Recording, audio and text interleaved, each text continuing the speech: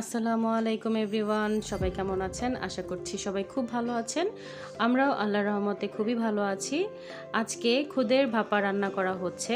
আজকে রাতের জন্য খুদের ভাপা রান্না করা হচ্ছে। তো সবাই নাস্তার জন্য খুদের ভাপা খায়, আর আমাদের আজকে ইচ্ছা করলো যে রাতের বেলা খুদের ভাপা খাবো। তো সেজন্য এখন এখানে আজকে চাল দিয়ে রান্না করা হচ্ছে। তো এখানে আছে চাল আর মসুরির ডাল, এটাকে সুন্দর করে ক্লিন করে রাখা আছে। আর হচ্ছে অলরেডি হাঁড়িতে কিন্তু পেঁয়াজ কুচি আর হচ্ছে কাঁচা শুকনা মরিচ কুচি দিয়ে তারপর হচ্ছে একটুখানি তেলে ভেজে নেওয়া হলো। আর এখন দিয়ে দিল আদা রসুন বাটা। আর আজকে সম্পূর্ণ রান্নাটা কমপ্লিট করবে আমার ছোট বোন। তো ওকেই আজকে আমরা সবাই মিলে বললাম যে ওর হাতে খেতে চাই।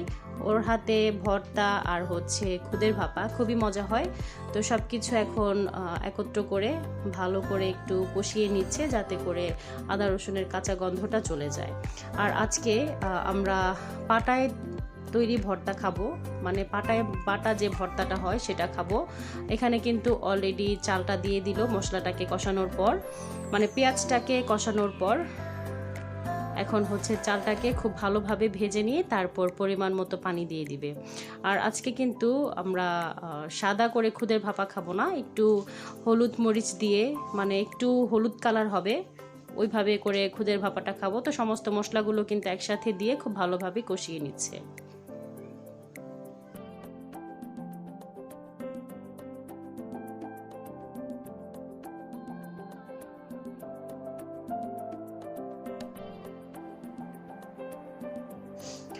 আর এই তো আমরা বলেছি যে আমরা আজকে পাটায় তৈরি ভর্তা খাবো।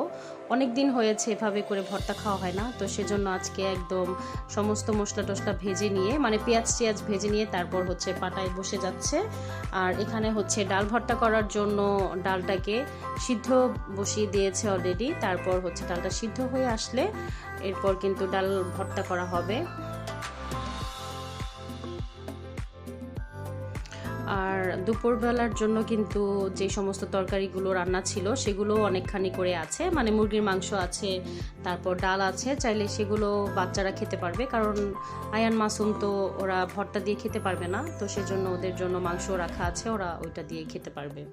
আর এই তো এখন এখানে হচ্ছে শুটকিটাকে খুব ভালোভাবে ক্লিন করে তারপর হচ্ছে তেলের ভেতর একটু টেলে নিয়েছে।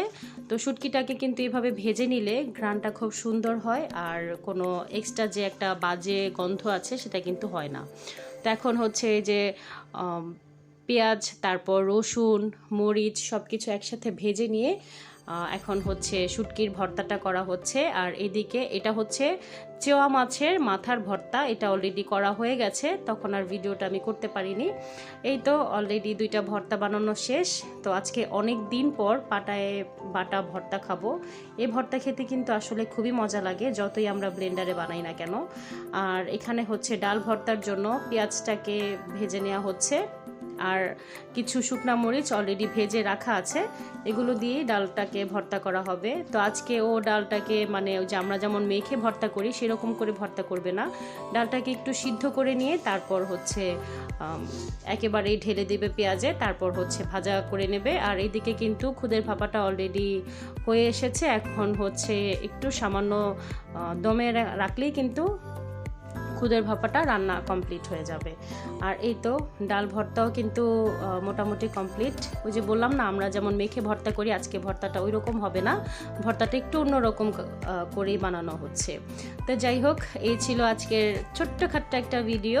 তো সেটাই আপনাদের সাথে শেয়ার করলাম। আজকে রাতের খাবারটা বেশ জমজমাট হবে আশা করছি। তো সবাই ভালো থাকবেন, সুস্থ থাকবেন, আমাদের চ্যানেলটাকে সাবস্ক্রাইব করবেন। আল্লাহ হাফেজ।